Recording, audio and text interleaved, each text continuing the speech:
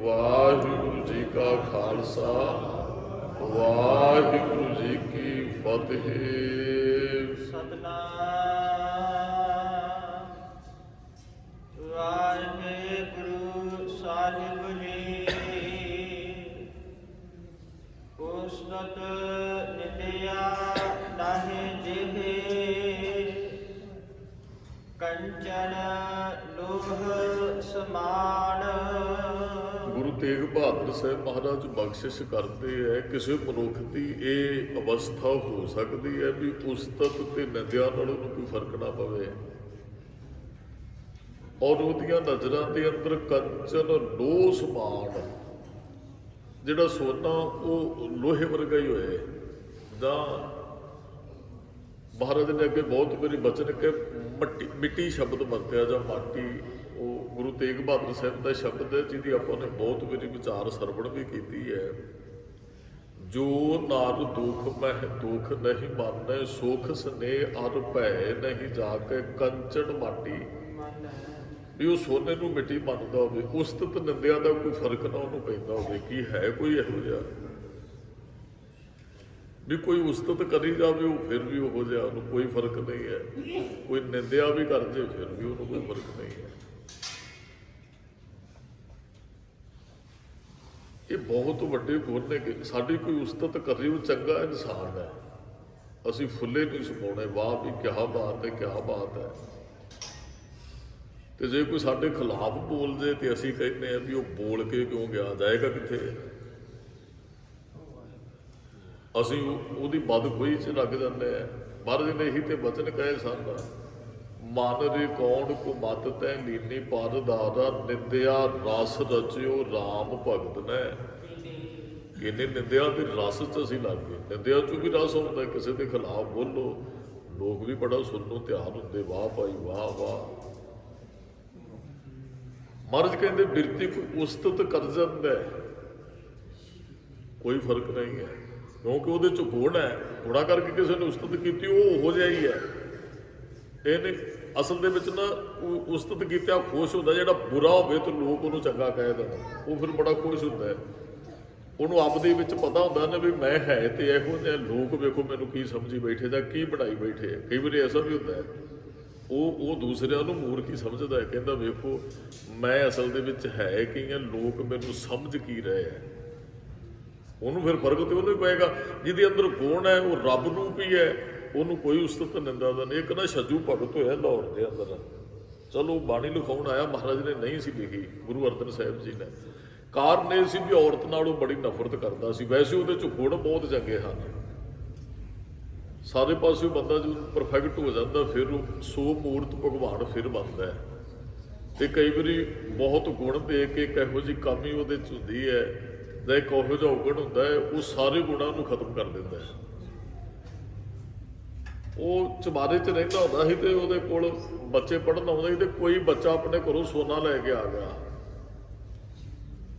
ਤੇ ਉਹ ਭਗਤ ਨੇ ਲਾਹ ਲਿਆ ਵੀ ਇਹ ਬੱਚਾ ਹੈ, ਰਸਤੇ 'ਚ ਜਾਂਦੇ ਆ ਸੋਨਾ ਦੀ ਜਾਨ ਵੀ ਲੈ ਸਕਦਾ। ਉਹਨੇ ਲਾਹ ਕੇ ਰੱਖ ਲਿਆ ਤੇ ਉਹ ਬੱਚਾ ਘਰੇ ਚਲਾ ਗਿਆ।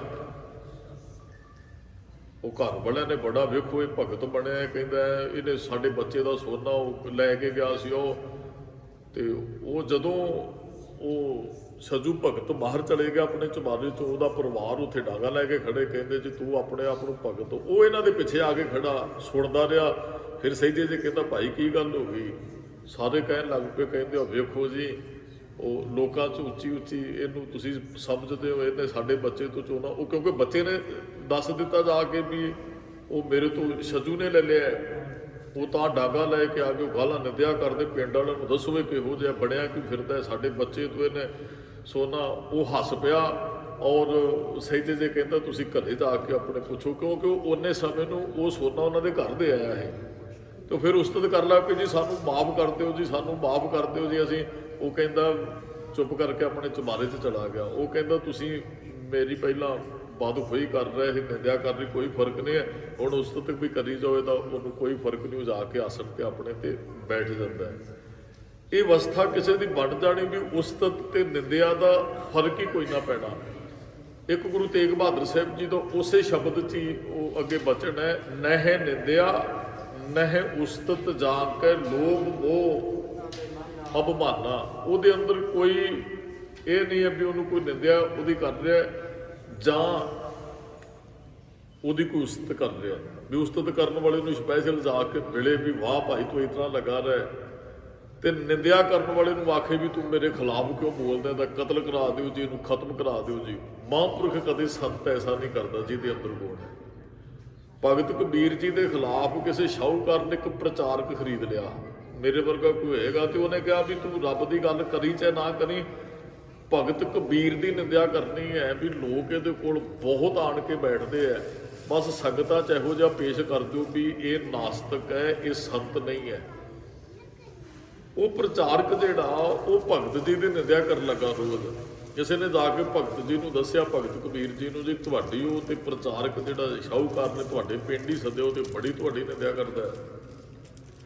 ਭਗਤ ਕਬੀਰ ਜੀ ਆਪਣੇ ਬੇਟੇ ਨੂੰ ਇੱਕ ਦਿਨ ਕਹਿੰਦੇ ਵੀ ਭਾਈ ਸਾਹਿਬ, ਉਹ ਆਪਣੇ ਬੇਟੇ ਨੂੰ ਕਹਿੰਦੇ ਵੀ ਜਾ ਕੇ ਉਹਨੂੰ ਪ੍ਰਸ਼ਾਦਾ ਛਕਾਇਆ ਕਰੋ। ਜਿਹੜੇ ਸੁਣਨ ਆਉਂਦੇ ਉਹਨਾਂ ਨੂੰ ਵੀ ਆਪਣੇ ਬੇਟੇ ਨੂੰ ਭਗਤ ਕਬੀਰ ਜੀ ਕਹਿੰਦੇ, ਤੇ ਜਿਹੜਾ ਸਾਡੀ ਨਿੰਦਿਆ ਕਰਦਾ ਉਹਨੂੰ ਵੀ ਉਹ ਬੇਟਾ ਬੜੇ ਸ਼ਰਧਾ ਨਾਲ ਆਣ ਕੇ ਪ੍ਰਸ਼ਾਦਾ ਘਰੋਂ ਤਿਆਰ ਕਰਕੇ ਲਿਆਉਂਦਾ, ਮਾਈ ਲੋਈ ਪ੍ਰਸ਼ਾਦਾ ਤਿਆਰ ਕਰ ਦਿੰਦੀ। ਉਹ ਛਕਾਉਂਦਾ। ਇੱਕ ਦਿਨ ਉਸ ਪ੍ਰਚਾਰਕ ਨੇ ਪੁੱਛ ਹੀ ਲਿਆ, ਕਹਿੰਦਾ ਵੀ ਤੁਸੀਂ ਕਿੱਥੋਂ ਪ੍ਰਸ਼ਾਦਾ ਲੈ ਕੇ ਆਉਂਦੇ ਹੋ, ਬੜੀ ਸ਼ਰਧਾ, ਵੀ ਬੜੀ ਸੇਵਾ ਕਰਦੇ ਕਿੰਨਾ। ਉਹ ਕਹਿੰਦਾ ਮੈਂ ਭਗਤ ਕਬੀਰ ਜੀ ਦਾ ਬੇਟਾ ਹੈ। ਉਹ ਪ੍ਰਸ਼ਾਦਾ ਛਕਾਉਣ ਵਾਲਾ ਜਿਹੜਾ ਉਹ ਨਿੰਦਿਆ ਕਰਨ ਵਾਲੇ ਨੂੰ ਪ੍ਰਸ਼ਾਦਾ ਛਕਾਉਂਦਾ ਪ੍ਰਚਾਰਕ ਨੂੰ। ਉਹ ਕਹਿੰਦਾ ਫਿਰ ਤੈਨੂੰ ਗੁੱਸਾ ਨਹੀਂ ਆਉਂਦਾ ਵੀ ਮੈਂ ਤੇਰੇ ਬਾਪ ਦੇ ਖਿਲਾਫ ਰੋਜ਼ ਬੋਲਦਾ ਹੈ, ਜੇ ਉਹਦੀ ਨਿੰਦਿਆ ਹੀ ਕਰਦਾ ਹੈ।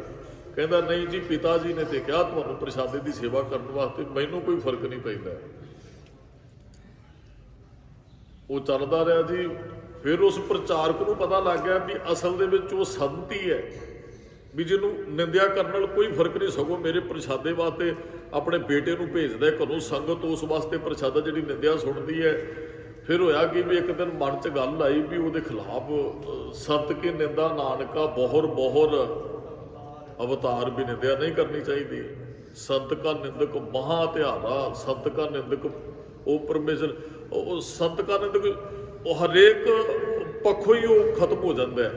ਮਹਾਰਾਜ ਨੇ ਉਸ ਸ਼ਬਦ 'ਚ ਇਹੀ ਬਚਨ ਕਹੇ ਵੀ ਜੰਮਣ ਮਰਨ ਦੇ ਗੇੜ 'ਚ ਪੈ ਜਾਂਦੇ, ਹੱਤਿਆ ਦਾ ਪਾਪ ਲੱਗਦਾ ਜੇ ਆਪਾਂ ਕਿਸੇ ਸੰਤ ਦੇ ਖਿਲਾਫ ਬੋਲੀਏ। ਹਾਂ, ਜਿਹੜਾ ਸੰਤ ਹੈ ਉਹਦੇ ਖਿਲਾਫ ਨਹੀਂ ਬੋਲਣਾ ਚਾਹੀਦਾ। ਉਹਨੂੰ ਇੱਕ ਦਿਨ ਮਨ 'ਚ ਵਿਚਾਰ ਹੀ ਕਹਿੰਦੇ ਵੀ ਉਹ ਤੇ ਪੂਰਨ ਸੰਤ ਹੈ, ਜਿਹਨੂੰ ਉਸ ਨਿੰਦਿਆ ਦਾ ਕੋਈ ਫਰਕ ਨਹੀਂ ਪਿਆ, ਉਸਤਤ ਕਰਕੇ ਵੇਖਦਾ ਹੈ। ਉਹਨੇ ਭਗਤ ਕਬੀਰ ਜੀ ਦੇ ਹੱਕ 'ਚ ਕਹਿੰਦੇ ਉਹ ਸੰਤ ਦੇ ਮੈਂ ਨਿੰਦਿਆ ਕਰਦਾ ਰਿਹਾ। ਉਹ ਕਰਦਾ ਭਗਤ ਕਬੀਰ ਜੀ ਦੇ ਬੇਟੇ ਨੇ ਜਾ ਕੇ ਦੱਸਿਆ, ਕਹਿੰਦੇ ਜੀ ਅੱਜ ਤੇ ਤੁਹਾਡੀ ਬੜੀ ਭਗਤ ਜੀ, ਉਹਨਾਂ ਨੇ ਉਸਤਤ ਕੀਤੀ ਪਿਤਾ ਜੀ। ਭਗਤ ਜੀ ਕਹਿੰਦੇ ਅੱਜ ਤੋਂ ਬਾਅਦ ਕੋਈ ਲੰਗਰ ਨਹੀਂ ਉੱਥੇ ਜਾਏਗਾ, ਕੋਈ ਪ੍ਰਸ਼ਾਦਾ ਨਹੀਂ, ਕੋਈ ਸੇਵਾ ਨਹੀਂ।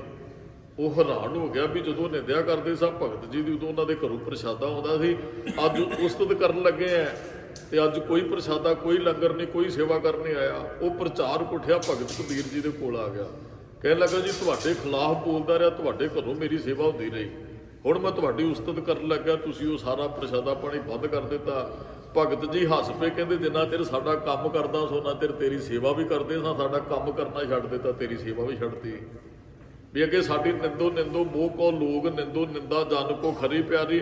ਭਗਤ ਕਬੀਰ ਜੀ ਨੇ ਖੀਰ ਤੇ ਜਾ ਕੇ ਕਿਹਾ ਨਿੰਦਕ ਡੂਬੇ ਹਮ ਉਤਰੇ ਪਾਰ। ਉਹ ਨਿੰਦਿਆ ਕਿਸੇ ਦੀ ਕਰਨੀ, ਉਹਦੇ ਪਾਪ ਧੋਣੇ, ਉਹਦੀ ਮੈਲ ਧੋਣੀ ਹੈ। ਜੇ ਤੂੰ ਸਾਡਾ ਕਾਰਜ ਕਰ ਰਿਹਾ ਹਾਂ, ਜੇ ਕੋਈ ਔਗਣ ਸੀ ਸਾਡੇ ਅੰਦਰ, ਉਹ ਤੇਰੇ ਬੋਲਣ ਕਰਕੇ ਉਹ ਵੀ ਦੂਰ ਹੋ ਗਿਆ ਹੋਏਗਾ। ਉਹ ਫਿਰ ਭਗਤ ਕਬੀਰ ਜੀ ਦੇ ਚਰਨਾਂ ਤੇ ਮੱਥਾ ਟੇਕਦਾ, ਕਹਿੰਦਾ ਜੀ ਤੁਸੀਂ ਪੂਰਨ ਸੰਤ ਹੋ, ਜਿਹਨੂੰ ਨਿੰਦਾ ਤੇ ਉਸਤਤ ਦਾ ਕੋਈ ਫਰਕ ਨਹੀਂ ਪੈਂਦਾ। ਨਹੀਂ ਤੇ ਮੈਂ ਵੇਖੇ ਨੇ ਉਹ ਉਸਤਤ ਕਰਾਉਣ ਵਾਲੇ ਕੋਲ ਸੱਦ ਕੇ ਕਈਆਂ ਨੇ ਰਾਜਾ ਨੇ ਕਵੀ ਰੱਖੇ ਹੁੰਦੇ ਸਨ, ਗਾਓ ਮੇਰੀ ਵਡਿਆਈ। ਉਹ ਰਾਜਿਆਂ ਨੇ ਕਵੀ ਰੱਖੇ ਸਨ। ਭਗਤ ਉਹ ਭਾਈ ਪ੍ਰਧਾਨਾ ਜੀ ਵੀ ਇਹੀ ਤੇ ਕਰਦੇ ਸੀ, ਰਾਜਿਆਂ ਦੇ ਘਰਾਂ ਤੇ ਜਾ ਕੇ ਉਹਨਾਂ ਦੀ ਉਸਤਤ ਗਾਉਣੀ। ਤੇ ਮਹਾਰਾਜ ਨੇ ਇੱਕ ਦਿਨ ਬਾਂਹ ਫੜ ਕੇ ਕਿਹਾ ਦੁਨੀਆ ਨਾ ਸਲਾਹੇ ਜੋ ਮਰ ਵੰਜਸੀ, ਲੋਕਾਂ ਨਾ ਸਲਾਹੇ ਜੋ ਮਰ ਖਾਕ ਦੀ। ਮਰਦਾਨਿਆਂ ਜਿਨ੍ਹਾਂ ਨੇ ਮਿੱਟੀ ਹੋ ਜਾਣਾ ਉਹਨਾਂ ਦੀ ਕਾਹਦੀ ਸਿਫਤ ਕਰਦਾ। ਸਿਫਤ ਕਰਨੀ ਤੇ ਅੱਲਾ ਦੀ, ਰਾਮ ਦੀ, ਵਾਹਿਗੁਰੂ ਦੀ ਕਰ। ਫਿਰ ਭਾਈ ਮਰਦਾਨੇ ਨੇ 52 ਸਾਲ ਗੁਰੂ ਨਾਨਕ ਸਾਹਿਬ ਜੀ ਦੇ ਨਾਲ ਕੀਰਤਨ ਕੀਤਾ। ਉਸਤਤ ਨਿੰਦਿਆ ਨਾਹੇ ਜਿਹੇ, ਜਿਹਦੇ ਅੰਦਰ ਉਸਤਤ ਤੇ ਨਿੰਦਿਆ ਨਾਲ ਕੋਈ ਫਰਕ ਨਹੀਂ ਪੈਂਦਾ, ਸਾਨੂੰ ਬਹੁਤ ਪੈਂਦਾ। ਗੁਰੂ ਨਾਨਕ ਸਾਹਿਬ ਮਹਾਰਾਜ ਨੂੰ ਲੋਕਾਂ ਨੇ ਰੱਬ ਕਰਕੇ ਵੀ ਪੂਜਿਆ।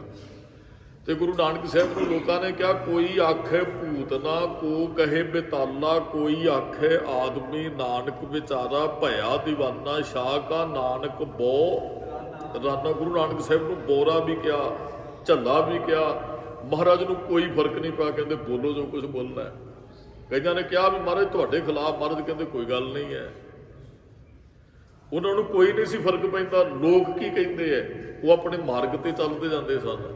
ਅਸੀਂ ਇੱਕ ਕਦਮ ਨਹੀਂ ਅੱਗੇ ਪੁੱਟ ਸਕਦੇ। ਲੋਕ ਕਹਿੰਦੇ ਅੱਜ ਗੁਆਂਢੀਆਂ ਨੇ ਆਹ ਕਹਿ ਦਿੱਤਾ ਜੀ, ਚਲੋ ਚੱਕੋ ਡਾਂਗ ਉਸ ਪਾਸੇ ਨੂੰ। ਉਹ ਮਹਾਰਾਜ ਕਹਿੰਦੇ ਬੋਲ ਲੈਂਦੇ ਜੋ ਕੁਝ ਬੋਲਦੇ। ਤੁਹਾਡੇ ਅੰਦਰ ਸੱਚ ਚੰਗੇ ਗੁਣ ਹੋਣੇ ਚਾਹੀਦੇ, ਤੁਹਾਡਾ ਕੋਈ ਕੁਝ ਨਹੀਂ ਵਿਗਾੜ ਸਕਦਾ। ਮਹਾਰਾਜ ਕਹਿੰਦੇ ਉਸਤਤ ਨਿੰਦਿਆ ਨਾਹੀ ਜਿਹੇ ਕੰਚਨ ਲੋਹ ਸਮਾਨ, ਜਿਨ੍ਹਾਂ ਦੀਆਂ ਨਜ਼ਰਾਂ 'ਚ ਸੋਨਾ ਤੇ ਮਿੱਟੀ ਲੋਹਾ ਇੱਕ ਬਰਾਬਰ ਹੋਵੇ। ਇਹ ਵੀ ਬੜੀ ਔਖੀ ਗੱਲ ਹੈ। ਸਾਡੀਆਂ ਨਜ਼ਰਾਂ 'ਚ ਸੋਨਾ ਸੋਨਾ ਹੀ ਹੈ ਤੇ ਮਿੱਟੀ ਮਿੱਟੀ ਹੈ, ਪਰ ਕੰਚਨ ਮਾਟੀ ਪਾਨੇ ਵਰਗੀ ਕਿਸੇ ਦੀ ਅਵਸਥਾ ਬਣ ਜੇ ਵੀ ਉਹ ਬਿਲਕੁਲ ਲੋਭ ਦਾ ਤਿਆਗ ਕਰ ਜੇ। ਕੱਲ ਮਹਾਰਾਜ ਨੇ ਕਿਹਾ ਅਸੀਂ ਲੋਭ ਮੋਹ ਅਭਿਮਾਨ ਨੂੰ ਛੱਡਣਾ ਹੈ, ਵੀ ਸਾਡੇ ਅੰਦਰੋਂ ਲੋਭ ਦੂਰ ਹੋ ਜਾਏ, ਸੋਨਾ ਤੇ ਮਿੱਟੀ ਇੱਕ ਬਰਾਬਰ ਹੋ ਜਾਣ। ਭਾਵ ਕਿ ਕਿਸੇ ਨੂੰ ਸਮਝ ਆ ਜਾਏ ਵੀ ਇਹ ਕਿਹੜਾ ਸੋਨਾ ਨਾਲ ਜਾਣਾ ਹੈ। ਕੰਚਨ ਸਿਉ ਪਾਈਏ ਨਹੀਂ ਤੋਲ, ਮਨ ਦੇ ਰਾਮ ਲਿਆ ਹੈ ਬੋਲ। ਧਰਮ ਦੀ ਦੁਨੀਆ 'ਚ ਸੋਨਾ ਕੋਈ ਨਹੀਂ ਜੇ ਕੰਮ ਕਰਦਾ, ਉਹ ਤੇ ਮਿੱਟੀ ਦੇ ਬਰਾਬਰ ਹੈ। ਉਹ ਭਗਤ ਨਾਮਦੇਵ ਜੀ ਦੇ ਸਮੇਂ ਨਾ ਦੋ ਭਗਤ ਹੋਏ ਨੇ, ਬੜੇ ਗਰੀਬ ਸਨ। ਚਲੋ ਭਗਤ ਨਾਮਦੇਵ ਜੀ ਦੀ ਬਾਣੀ ਸਤਿਗੁਰਾਂ ਨੇ ਗੁਰੂ ਗ੍ਰੰਥ ਸਾਹਿਬ ਦੇ ਅੰਦਰ ਦਰਜ ਕੀਤੀ ਹੈ। ਫੇਰ ਦੀਵਾ ਦੇਰਾ ਨਾਮੇ ਕੋ ਪੰਡੀਆਂ ਕੋ ਪਿਛਵਾਰਲਾ। ਆਪ ਜੀ ਹਜ਼ੂਰ ਸਾਹਿਬ ਤੋਂ ਜਾਂਦੇ ਹੋ, ਬੱਸਾਂ ਜਾਂਦੀਆਂ, ਉਹ ਦੁਵੇਰੇ ਦਾ ਅੱਜ ਵੀ ਉਹ ਚਰਨ ਕੁੰਡ ਦੂਸਰੇ ਪਾਸੇ ਹੈ ਤੇ ਦੇਰਾ ਫਿਰਿਆ ਹੋਇਆ ਅੱਜ ਵੀ ਨਜ਼ਰ ਆਉਂਦਾ ਉੱਥੇ। ਕਹਿੰਦੇ ਭਗਤ ਨਾਮਦੇਵ ਜੀ ਦੇ ਉਹ ਮਿੱਤਰ ਸਨ ਰੰਕਾ ਤੇ ਬੰਕਾ। ਭਗਤ ਨਾਮਦੇਵ ਜੀ ਦੇ ਜੀਵਨ 'ਚ ਦੋ ਹੋਰ ਭਗਤ ਹੋਏ ਆ, ਬੜੀ ਉੱਚੀ ਸੁਰਤ ਸੀ ਉਹਨਾਂ ਦੀ। ਭਗਤ ਨਾਮਦੇਵ ਜੀ ਨੇ ਉਹ ਦੋਹਰਾ ਫੇਰਿਆ ਤੇ ਰੱਬ ਚਾਹੁੰਦਾ ਸੀ ਵੀ ਇਹਦੇ ਅੰਦਰ ਕਿਤੇ ਹੰਕਾਰ ਨਾ ਆ ਜਾਏ। ਕਈ ਵਾਰੀ ਐਸਾ ਹੁੰਦਾ ਹੈ ਵੀ ਕੋਈ ਕਾਰਜ ਰੱਬ ਇਹੋ ਜਿਹਾ ਕਰ ਦਿੰਦਾ ਵੀ ਮਨੁੱਖ ਕਹਿੰਦਾ ਵੀ ਉਹ ਹੁਣ ਮੇਰੇ ਨਾਲ ਹੀ ਹੈ, ਰੱਬ ਉਹ ਮੇਰੇ ਕਾਰਜ ਹੀ ਕਰਦਾ ਹੈ।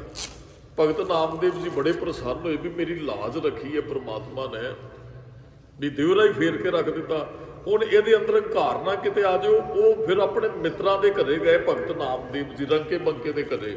ਬੰਦਗੀ ਕਰਨ ਵਾਲਿਆਂ ਦੇ ਬੰਦਗੀ ਕਰਨ ਵਾਲੇ ਮਿੱਤਰ ਹੁੰਦੇ ਆ, ਉੱਥੇ ਬਹੁਤਾ ਸਮਾਂ। ਹੁਣ ਜਦੋਂ ਉਹਨਾਂ ਦੇ ਘਰੇ ਗਏ ਨਾ, ਤੇ ਉਹ ਜਿਹੜੀ ਉਹ ਰੰਕੇ ਬੰਕੇ ਦੀ ਭੈਣ ਸੀ ਨਾ, ਜਿਹੜਾ ਲਿਖਿਆ ਹੈ ਭਗਤਮਾਲਾ ਦੇ ਅੰਦਰ, ਉਹ ਭੈਣ ਸੀ ਨਾ, ਉਹ ਦੁੱਧ ਗਰਮ ਕਰਕੇ ਉਹਦੇ 'ਚ ਹਲਦੀ ਘੋਲ ਰਹੀ ਹੈ, ਹਲਦੀ।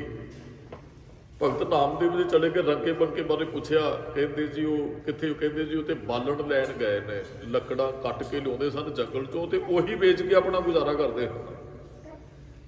ਉਹਨਾਂ ਦੀ ਕਿਰਤ ਸੀ, ਸੁੱਕੀਆਂ ਲੱਕੜਾਂ ਜੰਗਲ ਹੁੰਦਾ ਸੀ, ਉਹਦੇ 'ਚੋਂ ਕੱਟਣੀਆਂ, ਸ਼ਹਿਰ 'ਚ ਵੇਚਣੀਆਂ, ਉਹਦਾ ਰਸਤ ਵਗੈਰਾ ਸੌਦਾ ਪਾਣੀ ਲਿਆਉਣਾ ਤੇ ਘਰੇ ਛਕ ਲੈਣਾ। ਉਹਨਾਂ ਦਾ ਕਾਰਜ ਕਿਰਤ ਸੀ ਇਹ। ਉਹ ਜਦੋਂ ਦੁੱਧ 'ਚ ਹਲਦੀ ਕਹਿਣ ਲੱਗੇ ਜੀ ਉਹ ਤੇ ਜੰਗਲ 'ਚੋਂ ਲੱਕੜਾਂ ਕੱਟਣ ਗਏ ਤੇ ਭਗਤ ਨਾਮਦੇਵ ਜੀ ਪੁੱਛਦੇ, ਕਹਿੰਦੇ ਭੈਣੇ ਵੀ ਆਹ ਦੁੱਧ 'ਚ ਹਲਦੀ ਕਿਹਦੇ ਵਾਸਤੇ ਪਾ ਰਹੇ ਹੋ? ਤੇ ਉਹ ਫਿਰ ਉਹ ਭੈਣ ਕਹਿੰਦੀ ਹੈ ਜੀ ਅੱਜ ਨਾ ਰੱਬ ਨੇ ਕਿਸੇ ਭਗਤ ਦਾ ਦੁਵੇਰਾ ਫੇਰਿਆ ਆਪਣਾ ਮੋਢਾ ਲਾ ਕੇ। ਇਹ ਸਿਰਫ ਸਮਝਣ ਵਾਸਤੇ ਹੀ ਹੈ। ਚਲੋ ਜਦੋਂ ਮੈਂ ਵੀ ਪੜ੍ਹੀ ਮੈਨੂੰ ਵੀ ਐਂ ਲੱਗੀ ਵੀ ਸ਼ਾਇਦ, ਪਰ ਇਹਦੇ ਵਿੱਚੋਂ ਸਿੱਖਿਆ ਬੜੀ ਵਧੀਆ ਮਿਲਦੀ ਹੈ।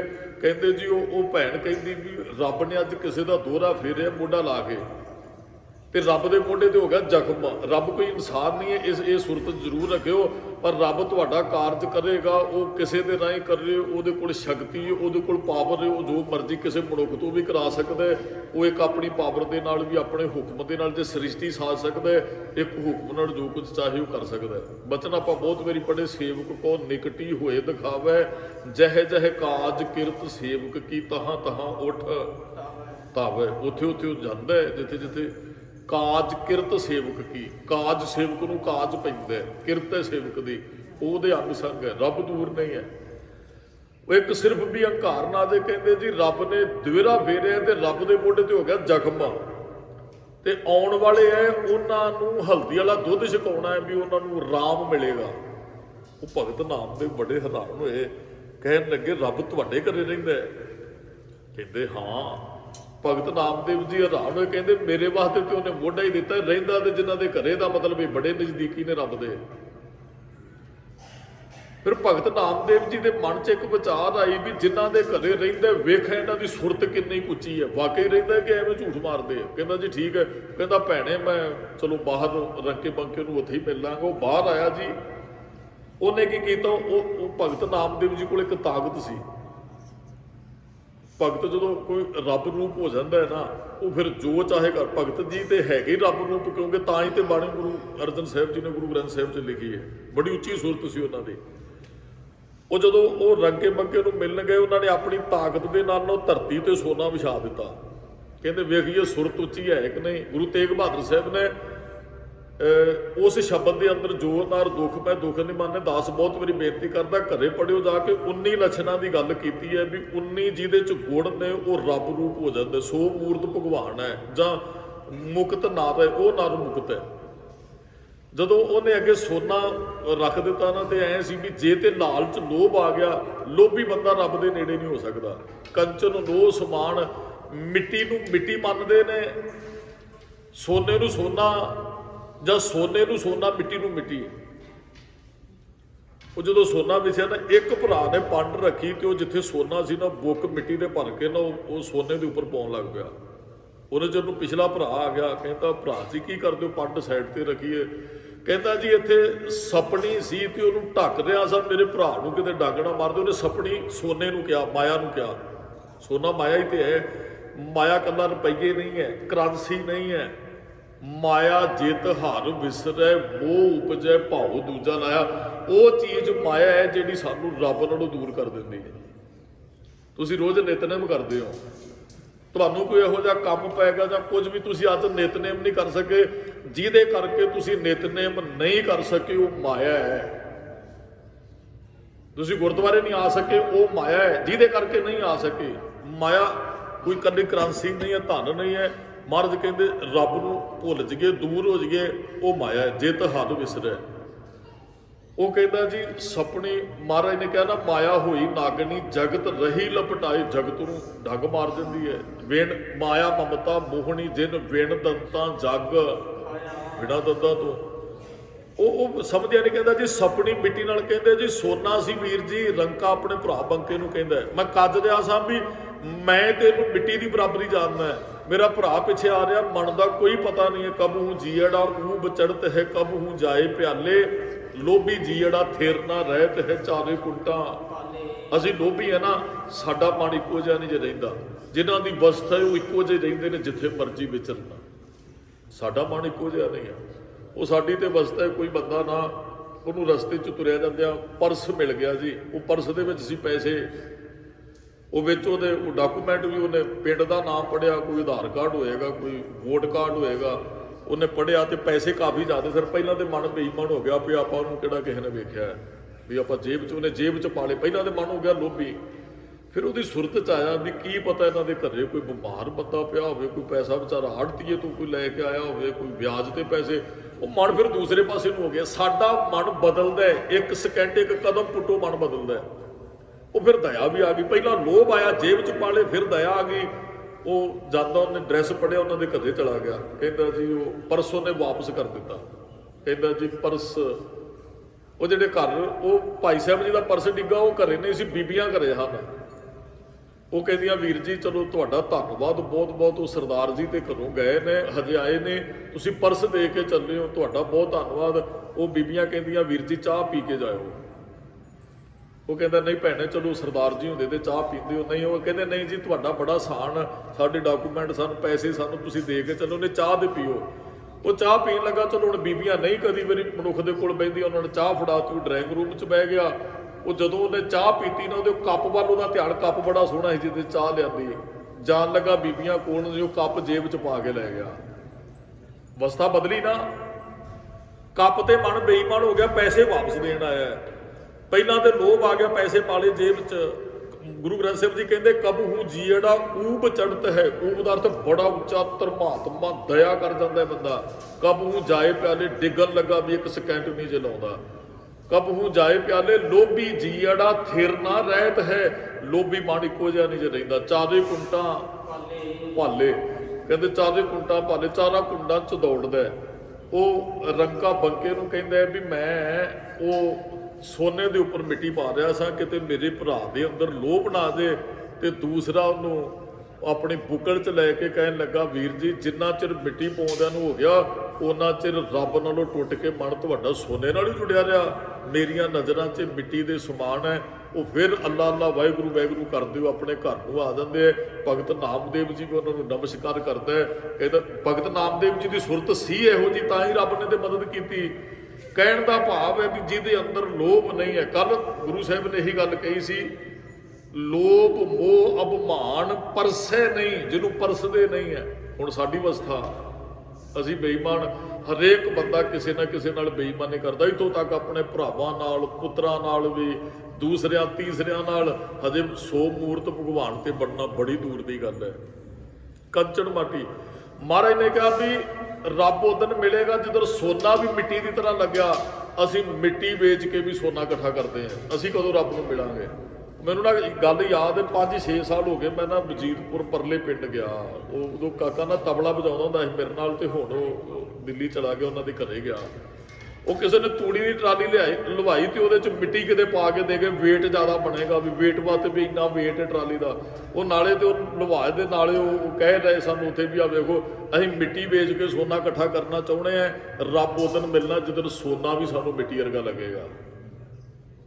ਹੁਣ ਲੋਕ ਤੋਂ ਮਿਲਾਵਟਾਂ ਹੁੰਦੀਆਂ, ਦੁਕਾਨਦਾਰ ਮਿਲਾਵਟ ਕਰਦਾ, ਮਿੱਟੀ ਵੇਚ ਕੇ ਤੇ ਉਹ ਪੈਸੇ ਇਕੱਠੇ ਕਰਨੇ ਚਾਹੁੰਦਾ ਹੈ। ਰੱਬ ਉਦਨ ਮਿਲਣਾ ਜਦੋਂ ਸੋਨਾ ਵੀ ਮਿੱਟੀ ਵਰਗਾ ਸਾਨੂੰ ਜਾਪਿਆ। ਮਹਾਰਾਜ ਕਹਿੰਦੇ ਉਸਤਤ ਨਿੰਦਿਆ ਨਾਹੇ ਜਿਹੇ, ਜਿਹਦੇ ਅੰਦਰ ਉਸਤਤ ਤੇ ਨਿੰਦਿਆ ਨਾਲ ਫਰਕ ਨਹੀਂ ਪੈਂਦਾ। ਕੰਚਨ ਲੋਹ ਸਮਾਨ, ਜਿਹੜਾ ਸੋਨਾ ਮਿੱਟੀ ਤੇ ਸੋਨੇ ਦੇ ਸਮਾਨ ਹੋਏਗਾ, ਫਿਰ ਉਦਣ ਹੀ ਭਾਈ ਅਗਲੇ ਬਚਨ ਸਰਵਣ ਕਰੀਏ, ਮੁਕਤੀ ਮਿਲੇਗੀ। ਕਹੋ ਨਾਨਕ ਸੁਨ ਰੇ ਮਨਾ, ਸਤਿਗੁਰੂ ਕਹਿੰਦੇ ਮਨਾ ਸੁਣ। ਮੁਕਤ ਨਾਹੀ ਤੈ ਜਾਣ, ਮਹਾਰਾਜ ਕਹਿੰਦੇ ਮੁਕਤ ਉਹਨੂੰ ਹੀ ਜਾਣ। ਉਸਤਤ ਨਿੰਦਿਆ ਨਾਹੇ ਜੇ, ਕੰਚਨ ਲੋਹ ਸਮਾਨ, ਜਾਂ ਸੁਖ ਦੁੱਖ ਜਿਹੇ ਪਰਸੇ ਨਹੀਂ, ਲੋਭ ਮੋਹ ਅਭਿਮਾਨ, ਉਹੀ ਬੰਦਾ ਮੁਕਤ ਹੈ।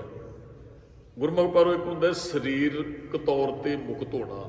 ਜੇ ਕਿਸੇ ਨੂੰ ਜੇਲ੍ਹ ਹੋਈ ਹੈ, ਕੋਈ ਛੁੱਟਣਾ ਚਾਹੁੰਦਾ, ਪਾਪ ਕਰ ਬੈਠਾ, 20 ਸਾਲ ਦੀ ਸਜ਼ਾ ਹੋ ਗਈ, ਹੁਣ ਤਰਲੇ ਲੈਂਦਾ ਹੈ। ਇਹ ਕੋਈ ਬਹੁਤ ਹੀ ਵੱਡੀ ਮੁਸ਼ਕਲ ਨਹੀਂ ਹੈ ਜਿਹੜੀ ਸਰੀਰ ਦਾ ਬੰਧਨ ਹੈ, ਸਰੀਰ ਨੂੰ ਮੁਕਤੀ। ਇੱਕ ਹੁੰਦਾ ਆਤਮਿਕ ਤੌਰ ਤੇ ਬੰਦਾ ਗੁਲਾਮ। ਜਿਹੜਾ ਆਤਮਿਕ ਤੌਰ ਤੇ ਬੰਦਾ ਗੁਲਾਮ ਹੈ ਨਾ, ਉਹਨੂੰ ਇਸ ਗੱਲ ਦਾ ਪਤਾ ਵੀ ਨਹੀਂ ਵੀ ਮੈਂ ਗੁਲਾਮ ਹੈ। ਇੱਕ ਨਿੱਕੀ ਜਿਹੀ ਹੋਰ ਘਟਨਾ ਸਮਝ ਗੱਲ ਆ ਜਾਏਗੀ।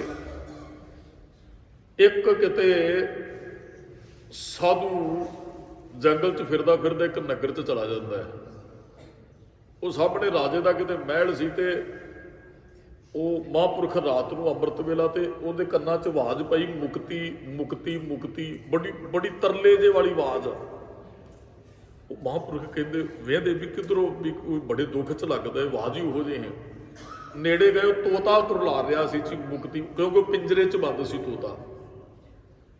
ਉਹ ਸਾਧੂ ਨੂੰ ਤਰਸ ਆਇਆ, ਉਹ ਕਹਿਣ ਲੱਗੇ ਚਲੋ ਕਿਸੇ ਬੰਦੇ ਨੂੰ ਤੇ ਪਤਾ ਨਹੀਂ ਯਾਦ ਕਰਾਈਏ ਚ ਨਾ, ਚਲੋ ਸਾਡੇ ਕਰਕੇ ਇੱਕ ਪੰਛੀ ਯਾਦ ਹੋ ਜੇ, ਇਹਨੂੰ ਯਾਦ ਕਰ ਦੇਣਾ ਚਾਹੀਦਾ। ਉਹਦੀ ਆਵਾਜ਼ ਸੁਣ ਕੇ ਉਹ ਸਾਧੂ ਗਿਆ ਤੇ ਉਹਨੇ ਕੁੰਡੀ ਖੋਲ ਦਿੱਤੀ। ਉਹਨੂੰ ਕਹਿੰਦਾ ਵੀ ਹੁਣ ਤੂੰ ਮੁਕਤ ਹੈ, ਨਿਕਲ ਜਾ, ਉੱਡ। ਉਹਨੇ ਹਿੱਲਿਆ ਹੀ ਨਹੀਂ ਉਥੋਂ।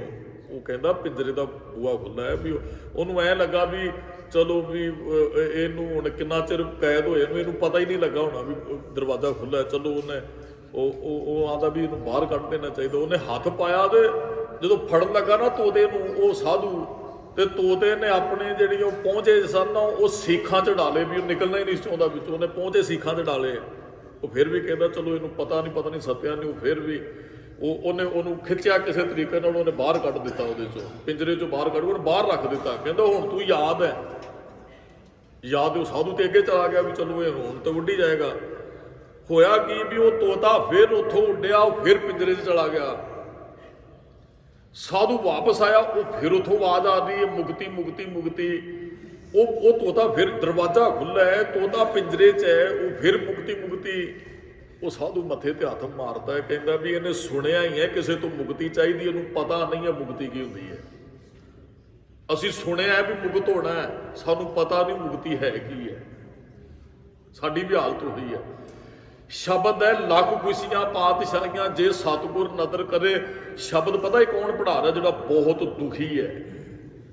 ਜਿਸ ਕੇ ਸਿਰ ਉੱਪਰ ਤੂੰ ਸੁਆਮੀ ਸੋ ਦੁੱਖ ਕੈਸਾ ਪਾਵੇ। ਸ਼ਬਦ ਪਤਾ ਕੌਣ ਪੜਾਉਂਦਾ ਹੈ? ਜਿਹੜਾ ਬਹੁਤ ਦੁਖੀ ਹੈ। ਗੁਰਬਾਣੀ ਸਾਨੂੰ ਇਹ ਯਾਦ ਕਰਦੀ ਹੈ, ਅਸੀਂ ਗੁਰਬਾਣੀ ਪੜ੍ਹਦੇ ਵੀ ਦੁਖੀ ਹੈ, ਗੁਰਬਾਣੀ ਵੀ ਪੜ੍ਹੀ ਜਾਂਦੇ ਆ, ਬੰਧਨਾਂ 'ਚ ਵੀ ਪਏ ਹੋਏ ਆ, ਉਹ ਮੁਕਤੀ ਵੀ ਨਹੀਂ ਚਾਹੁੰਦੇ ਆ। ਸਾਡੀ ਹਾਲਤ ਇਹੀ ਹੈ।